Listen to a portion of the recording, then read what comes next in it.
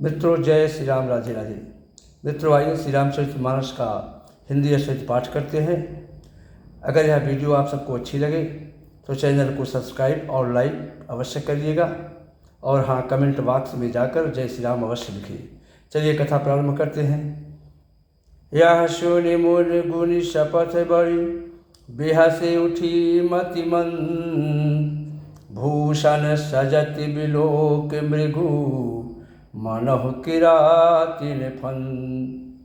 राजा की यह बात सुनकर और मन में राम जी की बड़ी सौगंध को विचार कर मंद बुद्धि कैकेयी हंसती हुई उठी और गहने वस्त्र आदि पहनने लगी, मानो कोई भीलनी मृग को देखकर फंदा तैयार कर रही हो, इस तरह कैकेयी लग रही है। तपुनि कहराऊ सुहृद जिया जानी, अप्रेम पुलके मृदु मंजुल बानी, भामिनी भयऊ तोरे मन भावा, घर घर नगर आनंद बधावा। महाराज दशरथ जी कह रहे हैं कि अपने जी में कैकेयी को, महाराज दशरथ अपने हृदय में कैकेयी को अपना शुभचिंतक जानकर महाराज दशरथ जी प्रेम से पुलकित होकर कोमल और मधुर वाणी से बोले, भामिन भयउ तोर मन भावा, और घर घर नगर आनंद बधावा। हे महारानी, हे भामिनी, तेरा मन चीता हो गया, नगर में घर घर आनंद के बधावे बज रहे हैं, और राम ही देव काल युवराजू, और सजह सुलोचन मंगल साजू। मैं कल ही राम जी को युवराजपद दे रहा हूँ, इसलिए हे सुनैनी, तू मंगल साज सचकर तैयार हो जा। तो दलक उठऊ सुन हृदय कठोरू। जैसे महाराज दशरथ जी के द्वारा इस बात को कैकेयी सुनती है, उसका हृदय दहक उठा, फटने लगा, मानो पका हुआ बाल फूल छू गया हो। तो ऐसे हो पीर बिहसत ही गोई, अचोर नारी जिमि प्रगट न रोई, लखहि न भूप कपट चतुराई, अकोटे कुटिले मणि गुरु पढ़ाई। ऐसी भारी पीड़ा को भी उसने हंसकर छिपा लिया कैकेयी ने। ऐसे हो पीर बिहसत ही गोई, अचोर नार जिम प्रगट न रोई। ऐसी भारी पीड़ा को भी कैकेयी हंसकर छिपा लिया, जैसे चोर की स्त्री प्रकट होकर कभी नहीं रोती, कहीं उसका भेद न खुल जाए, इसलिए वो प्रकट होकर नहीं रोती। लखई न भूप कपट चतुराई, अकोट कुटिल मन गुरु पढ़ाई। राजा उसकी कपट चतुराई को नहीं देख पा रहे, नहीं रख पा रहे, क्योंकि वह करोड़ों कुटिलों की शिरोमणि गुरु मंथरा की पढ़ाई हुई है। यद्यपि राजा नीति में निपुण है, पर त्रियाचरित अथाह समुद्र है। फिर वह कपट युक्त प्रेम बढ़ाकर, ऊपर से प्रेम दिखाकर, नेत्र और मुंह मोड़कर हंसती हुई कैकेयी बोल रही है कि मांगू मांगू पै कहु पिया, कबहु न देहु न लेव, देन कहो वरदान दुई, त्यों पावत संदेव। हे स्वामी, आप तो हमेशा मांग लो ले लो हमेशा कहा करते हैं, पर देते लेते कुछ भी नहीं। आपने ही वरदान देने को कहा था, देन कहो वरदान दुई, त्यों पावत संदेह। आपने मुझे वरदान देने के लिए कहा था, उनको भी मिलने में संदेह है। तो जाने मारा मोह, राउ हंसी कही, और तुम ही को हाब परम प्रिय हई, थाती राखी न मांगे हूँ काऊ, अब बिसरी गयऊ मोहि भोर सुहाऊ। राजा ने हंसकर कहा कि अब मैं तुम्हारा मतलब समझ गया, तुम्हारा मतलब मर्म समझ गया, मान करना तुम्हें परम प्रिय है। थाती राख न मांगे हूँ काऊ, अब बिसर गयो मोहि भोर सुहाऊ। तुमने उन वरों को धरोहर के रूप में रख दिया था मेरे पास, फिर आज तक कभी मांगा नहीं, और मेरा भूलने का स्वभाव है, इसके वजह से मुझे याद नहीं आया। तो झूठ हो हमहे दोष जन देहू, अदुई कहे चारि मांगी मकुलेहू।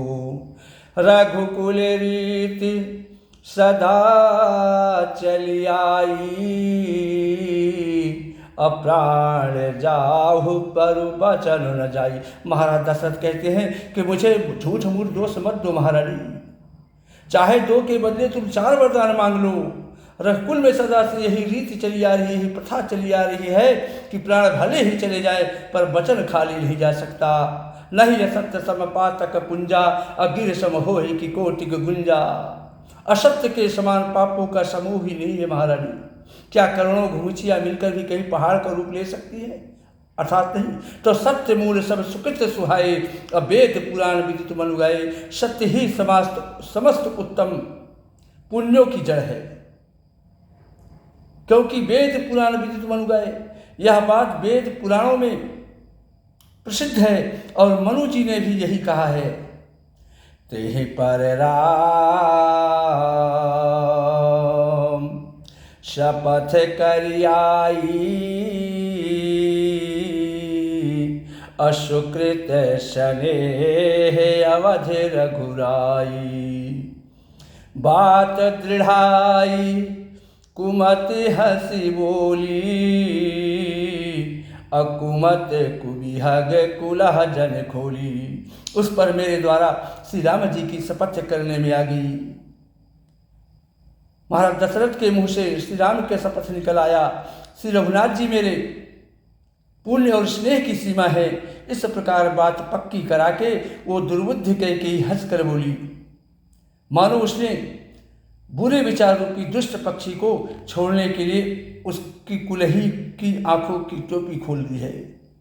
भूप मनोरथ सुभग बनु सुख सुविहंग समाज, अब भिल्लन जिम छाड़न चाहती वचन भयंकर बाज।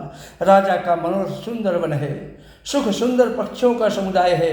उस पर भिल्ली की तरह कैकेयी अपना वचन रूपी भयंकर बात छोड़ना चाहती है।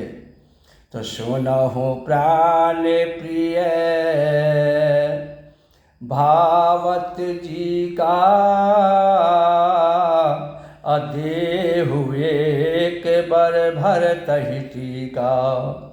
मांगहु दूसर बर कर जोरी, पुरवहु नाथ मनोरथ मोरी। कैकेयी कही कि हे महाराज, हे स्वामी, सुनिए मेरे मन को भाने वाला एक वर तो दीजिए, भरत को राज तिलक कर दीजिए। सुनहु प्राण प्रिय भावत जी का, अदेहु एक बर भरत ही का। भरत जी का राज तिलक करिए। अब मांगहु दूसर वर कर जोरी, अपूर्वहु नाथ मनोरथ मोरी। और हे स्वामी, हे नाथ, दूसरा वर भी मैं हाथ जोड़कर मांगती हूँ, नतमस्तक होकर मांगती हूँ, मेरा मनोरथ अवश्य ही पूरा कीजिए। तापस विशेष उदासी, 14 बरिस राम बनवासी। सोने मृदु बचन भूप ही शोकू, असि कर छुअत विकल जिमि कोकू। दूसरा वरदान कैकेयी कहने की तपस्वियों के वेश में दूसरा वरदान महारानी कैकेयी महाराज दशरथ से मांग रही है कि हे स्वामी, तपस्वियों के वेश में विशेष उदासीन भाव से राज्य और कुटुंब आदि की ओर से भली भांत उदासीन होकर विरक्त मुनियों की भांत राम 14 वर्ष तक वन में निवास करे। इस तरह कैकेयी के कोमल वाणी विनय युक्त वचन सुनकर महाराज दशरथ के हृदय में ऐसा संताप हुआ, ऐसा शोक हुआ, जैसे चंद्रमा की किरणों के स्पर्श से चकवा विकल हो जाता है। गयउ साहब नहीं कछु कही आवा, और जन सचान बन झपटे हुलावा। अब विवरण भयो निपट नर पालू, और दामिन हनु मन उतर तालू। राजा सहम गए, ठिठक गए, उनसे कुछ कहते नहीं बन रहा है। मानो बाज वन में बटेर पर झपटा हो, राजा का रंग बिल्कुल उड़ गया, बिल्कुल फीका पड़ गया, मानो ताड़ के पेड़ को बिजली ने मारा हो। विवरण भयो निपट नरपालू, अदामिन हले मनहु तरु तालू। मानो ताड़ के वृक्ष को बिजली ने मारा हो। जैसे जब ताड़ के पेड़ पर बिजली गिर जाती है तो वह झुलस कर बदन हो जाता है, ठीक हाल वही राजा जी का है। तो माथे हाथ मूंदी दो लोचन, अतनु धरि सोच लाग जनु सोचन। मोर मनोरथ सुर तरु फूला, अफरत करिने जिमे हते हूँ शबूला। महाराज दशरथ जब महारानी कैकेयी के द्वारा दूसरा वर मांगा, उस वर को सुनकर, उस वरदान को सुनकर महाराज दशरथ माथे पर हाथ रखकर अपने दोनों नेत्र बंद करके राजा ऐसे चिंतित हो गए, ऐसे सोच करने लगे मानो साक्षात सोच ही शरीर धारण कर आ गया हो। वे सोचते हैं कि हाय मोर मनोरथ सुरतर फूला, अब फरत करण जी महते हो सबूला। मेरा मनोरथ रूपी कल्प वृक्ष फूल चुका था, परंतु फलते समय कैकेयी ने हथनी की तरह उसे जड़ समेत उखाड़ कर फेंक दिया। अवधि उजाड़ की है कैकेयी, अदीन अचल विपत्ति के नहीं। कैकेयी ने अयोध्या को उजाड़ कर रख दिया और विपत्ति की अचल अर्थात सुदृढ़ नींव डाल दी।